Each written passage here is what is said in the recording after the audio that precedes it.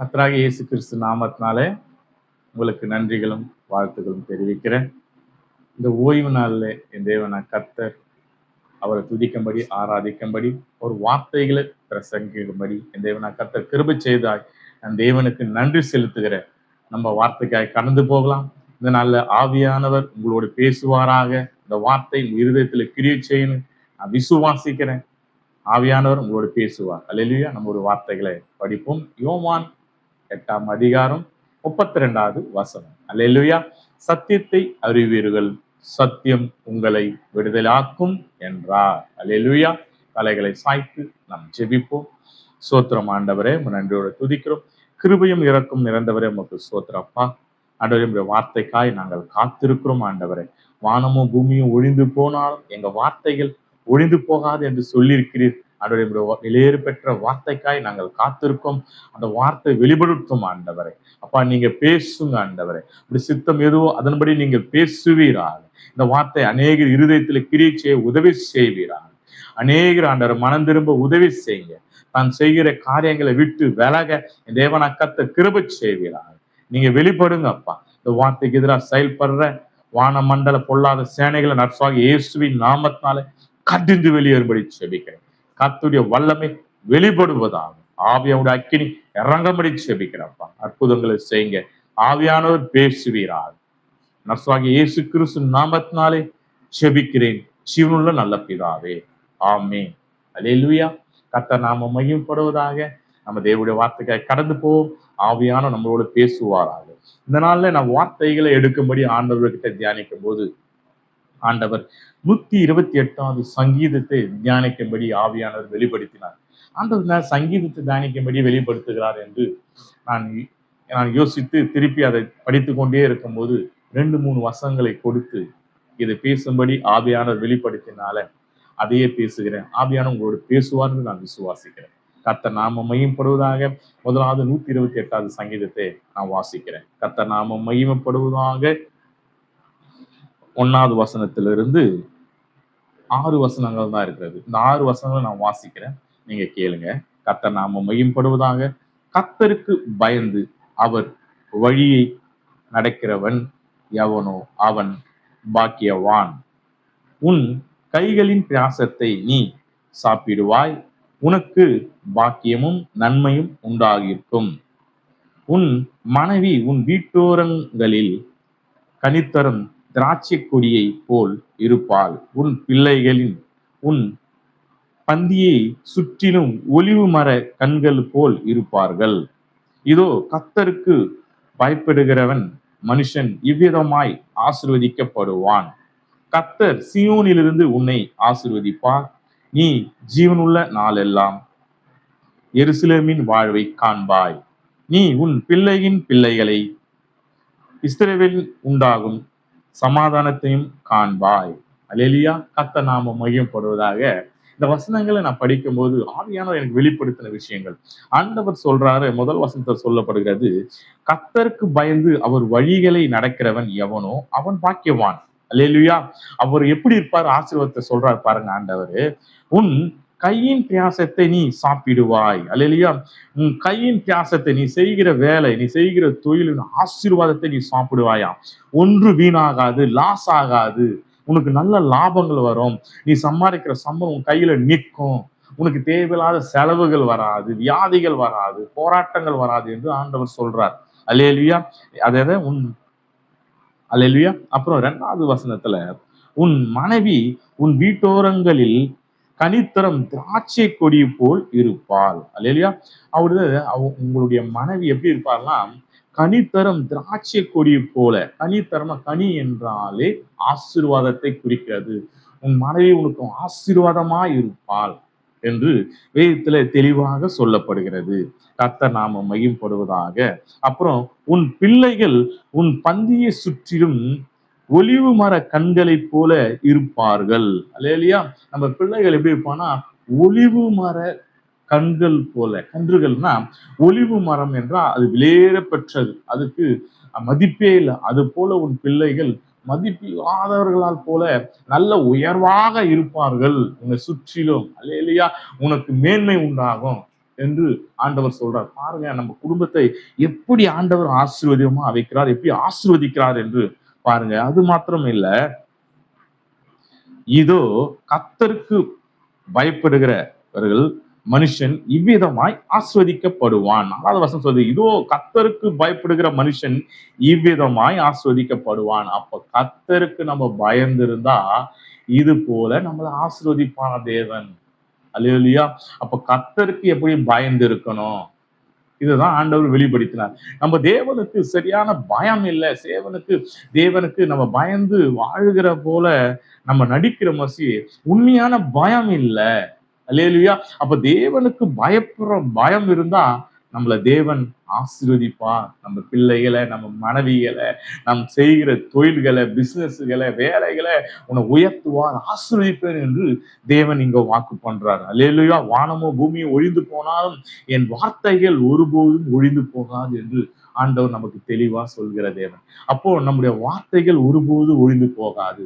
அந்த வார்த்தை நமக்கு ஆசீர்வாதமா இருக்கும் என்று ஆண்டவர் வெளிப்படுத்தியிருக்கிறார். அப்போ தேவனுக்கு பயந்து வாழ்கிற வாழ்க்கையை நம்ம எப்படி வாழணும், அதை நம்ம தெரிந்து கொள்ளணும். அதுக்கப்புறம் 5வது வசனம் சொல்லுது, கர்த்தர் சீயோனிலிருந்து உன்னை ஆசீர்வதிப்பார், நீ ஜீவனுள்ள நாளெல்லாம் எருசலேமின் வாழ்வை காண்பாய். அல்லேலூயா. உன்னை கர்த்தர் சீயோனிலிருந்து, அல்லேலூயா, அவர் பரலோகத்திலிருந்து உன்னை ஆசீர்வதிக்கிற தேவனாய் இருக்கிறார். நீ எப்படி இருக்கா, எருசலேமின் வாழ்வை, பாலும் தேலும் ஓடுகிற தேசம். அல்லேலூயா. எப்போதும் ஆண்டவர் உன்னை உயர்த்தி வைக்கிற இடமாய் உன்னை ஆசீர்வதிப்பார் என்று தெளிவாக சொல்லப்படுகிறது. 6வது வசனம் சொல்லுது, நீ உன் பிள்ளையின் பிள்ளையும் இஸ்ரவேலுக்கு உண்டாகும் சமாதானத்தையும் காண்பாய். அல்லேலூயா. ஆண்டவர் முதல்ல சொல்றாரு, உன் பிள்ளையின் பிள்ளையே. அல்லேலூயா. நீ அல்ப ஆயுசுல போக மாட்ட, ஆசீர்வாதமா இருப்ப. உனக்கான கொடுத்த ஆயுசு நாட்களை முழுமையாய் நீ ஆசீர்வாதமாய் அதை ஆண்டு கொள்வாய். உன் பிள்ளையின் பிள்ளைகளும், அல்லேலூயா, நம்ம பிள்ளைகள் இல்ல, அது பிள்ளையின் பிள்ளைகளையும் நம்மளை பார்க்க செய்யும்படி கர்த்தர் நம்மளை ஆயுசு நாட்களை கொடுத்து ஆசீர்வாதமாய் வைப்பேன் என்று சொல்றார். அது மாத்திரமல்ல, இஸ்ரவேலுக்கு உண்டாகும் சமாதானத்தை நீ காண்பாய். இஸ்ரவேலுக்கு இந்த பூமியில சமாதானத்தை வைத்து போயிருக்கிறார். ஆண்டவராய் இயேசு கிறிஸ்து சொல்றார், இந்த உலகத்தின் பரத்தினால நான் என்னுடைய சமாதானத்தை உங்களுக்கு நான் வைத்திருக்கிறேன் என்று சொல்லியிருக்கிறார். அவருடைய சமாதானத்தை நமக்கு வைத்திருக்கிறார். இஸ்ரவேலுக்காக வைத்திருக்கிற அந்த சமாதானத்தை நம்ம பெறுவோம். அப்போ இதுக்கெல்லாம் அந்த ஆசீர்வாதம், இந்த சமாதானம், நம்முடைய ஆயுசு நாட்கள், இதெல்லாம் நம்ம காணணும், அதெல்லாம் நம்ம ஆண்டு கொள்ளணும்னா ஒரே ஒரு விஷயம், தேவனுக்கு பயப்படுற பயம், அவர் வழியை கை கொள்ளணும். அல்லேலூயா. இதுதான் இந்த 128வது சங்கீதம் நமக்கு தெளிவாக சொல்லுகிறது. அப்போ தேவனுக்கு பயப்படுற பயம் நமக்குள்ள இருக்கணும். அல்லேலூயா. அவர் வழியை கை கொண்டு நடக்கணும். அது எப்போ, எப்படி அப்படின்னு ஆண்டவர் எனக்கு ஒரு 2-3 வசனங்களை கொடுத்திருக்கிறார். அந்த வசனத்தை உம்மிடத்துல ஆண்டவர் பேசும்படி கிருபை செய்திருக்கிறார். கர்த்தர் நாமம் மகிமைப்படுவதாக. அல்லேலூயா. தேவனுடைய நாமம் மகிமைப்படுவதாக. முதலாவது ஒரு வசனங்களை வெளிப்படுத்துகிறேன். ஆண்டவர் நமக்காக கொடுத்த வசனங்களை நான் படிக்கிறேன், கேளுங்க. 2 நாளாகும் 19ஆம் அதிகாரம் 7வது வசனம். அல்லேலூயா. அதுல சொல்லப்படுகிறது, ஆதலால் கர்த்தருக்கு பயப்படுகிற பயம் உங்களிடத்தில் இருக்க கடவது. இது ஒரு கட்டளை போல ஆண்டவர் வசனத்தை சொல்றார் பாருங்க. ஆதலால் கர்த்தருக்கு பயப்படுகிற பயம் உங்களிடத்தில் இருக்க கடவது. இருக்க கடவுதுன்னா இது கட்டளை, இருக்கணும் அப்படின்னு ஆண்டவர் சொல்றார். அது மாத்திரமல்ல, எச்சரிக்கையாய் இருந்து காரியத்தை நடத்துங்கள். எப்படி? எச்சரிக்கையாய் இருந்து, கர்த்தருக்கு பயப்படுற பயத்தை இருக்க கடவுது, அதை எச்சரிக்கையாய் இருந்து காரியத்தை நடத்துங்கள். உங்கள் தேவனாய கர்த்தரிடத்திலே அநியாயமும் முகதாட்சியமும் இல்லை, பரிதானமும் அவரிடத்திலே செல்லாது என்றான். அல்லேலூயா. இங்க ஆண்டவரிடத்துல சொல்றாரு, நீங்க எப்படி இருக்குன்னா, முதல்ல கர்த்தருக்கு பயப்படுகிற பயம் உங்களிடத்தில் இருக்க கடவது. இது ஒரு கட்டளை. அல்லேலூயா. கர்த்தருக்கு பயப்படுற பயம் நம்ம இடத்துல இருக்கணும். இருக்கணும் அப்படின்னு ஆண்டவர் தெளிவா சொல்றார். அது மாத்திரம் இல்ல, எச்சரிக்கையா இருந்து அப்படின்னா நம்ம பயப்படுற பயத்துல ஒரு வார்த்தை எதிலும் விலகாதபடி, எதிலும் சரிந்து விழாதபடி எச்சரிக்கையா இருந்து காரியத்தை நடத்தணும். நம்ம ஒரு காரியங்கள் எங்கேயோ போறோம்னா தேவனுக்கு பயப்படுற பயத்தை நம்ம எச்சரிக்கையா இருக்கணும்.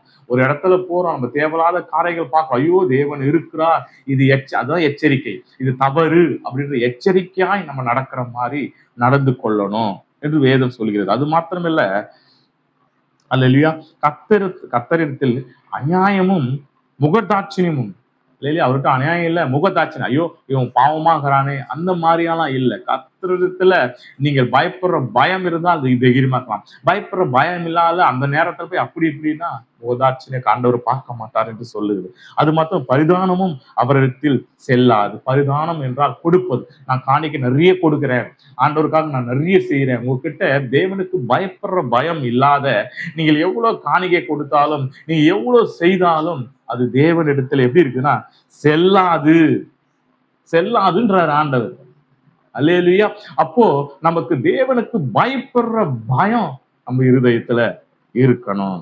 அல்லேலூயா. அது மாத்திரம் இல்ல, சங்கீதம் 19:9 சொல்லப்படுது. அது எப்படி சொல்லுது பாருங்க, கர்த்தருக்கு பயப்படுகிற பயம் சுத்தமும் என்றென்றைக்கும் நிலைத்திருக்கிறதா இருக்கிறது. எப்படி இருக்கணுமா, கர்த்தருக்கு பயப்படுகிற பயம் சுத்தமா, அல்லேலூயா, எப்பவுமே சுத்தமா என்றென்றைக்கும் நிலைத்திருக்கிறதா இருக்கிறது. கர்த்தருடைய நியாயங்கள் உண்மையாகவும் அவைகள் அனைத்தும் நீதியாய் இருக்கிறது. கர்த்தர் நாம மகிமைப்படுவதாக.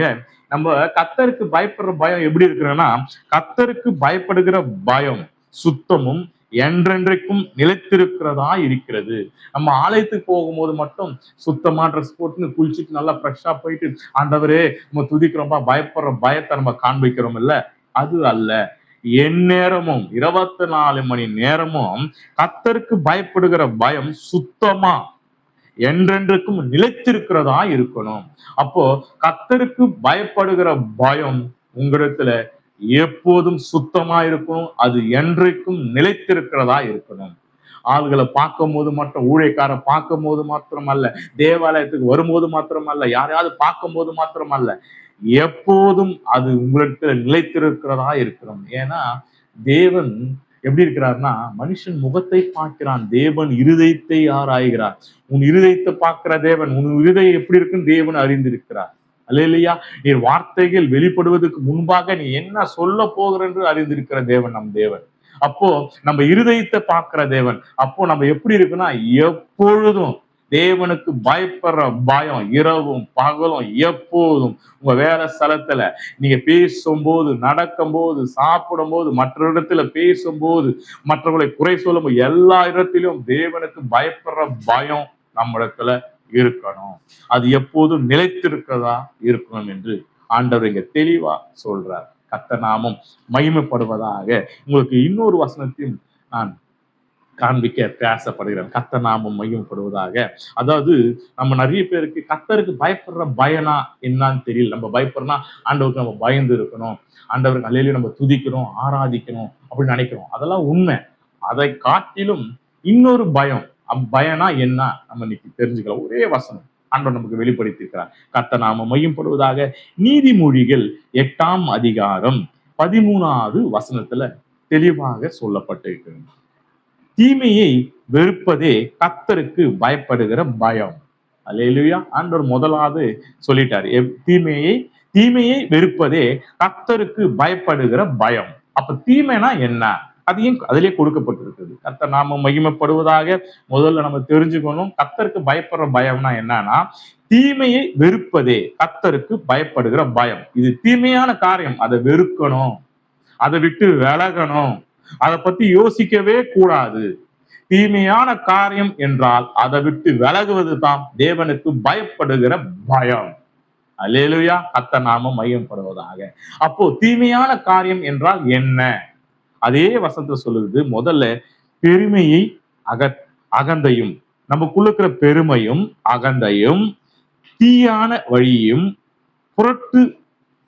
புரட்டுவான வகையும் நான் வெறுக்கின்றேன். அவரு வெறுக்கிறானா இதெல்லாம். எதன்னு கேட்டனா, பெருமையே, நமக்குள்ள இருக்கிற பெருமையே அது தேவனுக்கு பயப்படுற பயத்துக்குள்ள இருக்குது பாருங்க.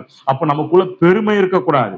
அகந்தை, நான் தான் எல்லாம், அப்படி நான் தான் எல்லாம் செய்ய முடியும், என்னால் தான் எல்லாம் கூடும், என்னால் தான் அவங்க இருக்கிறாங்க, என்னால் தான் வாழ, நான் தான் எல்லாம் பண்றேன், அந்த போல அகந்தை நமக்குள்ள இருக்கக்கூடாது.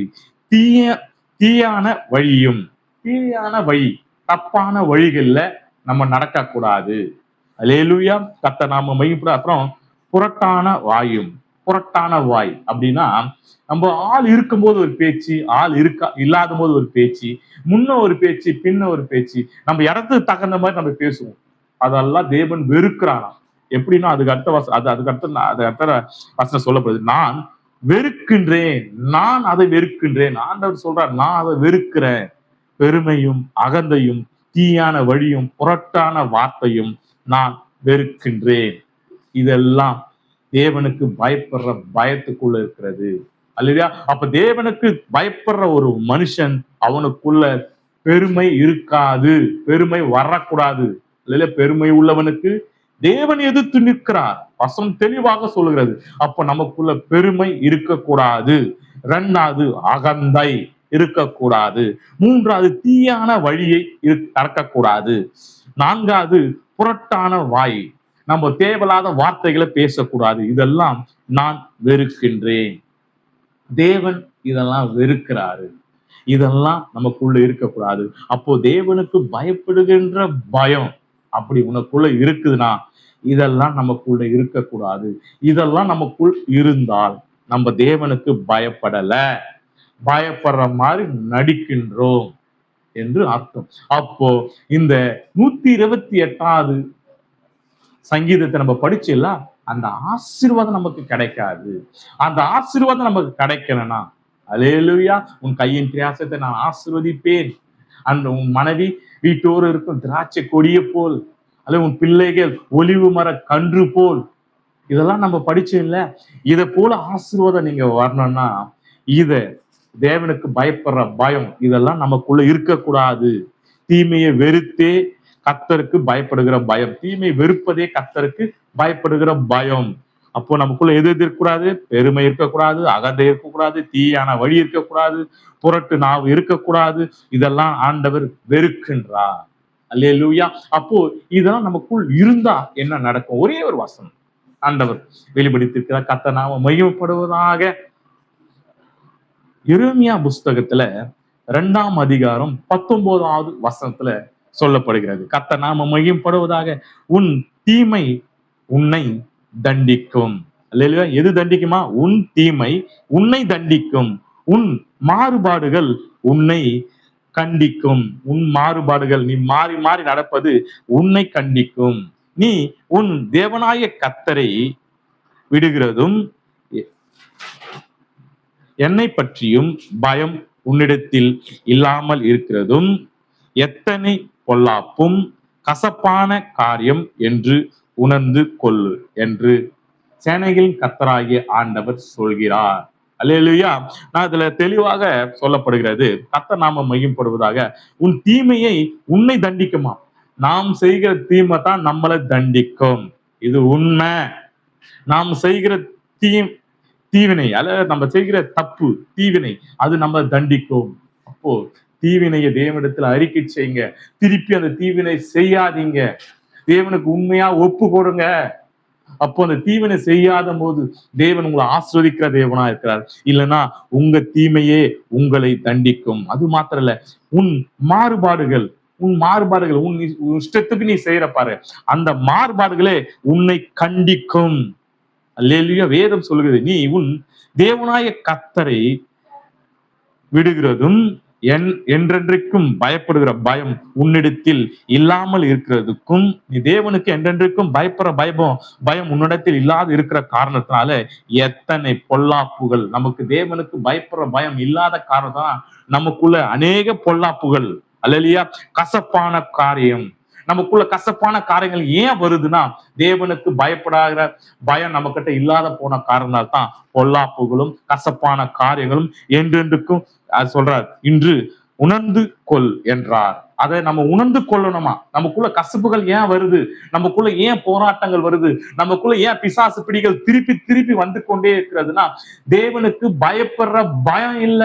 நமக்குள்ள ஆசீர்வாதம் வரல. காரணம் என்னன்னா, தேவனுக்கு பயப்படுற பயம் அது நிலையான பயமா நமக்குள்ள இல்ல. அந்த டைமுக்கு தான் நம்ம இருக்கிறோம். அல்லேலூயா.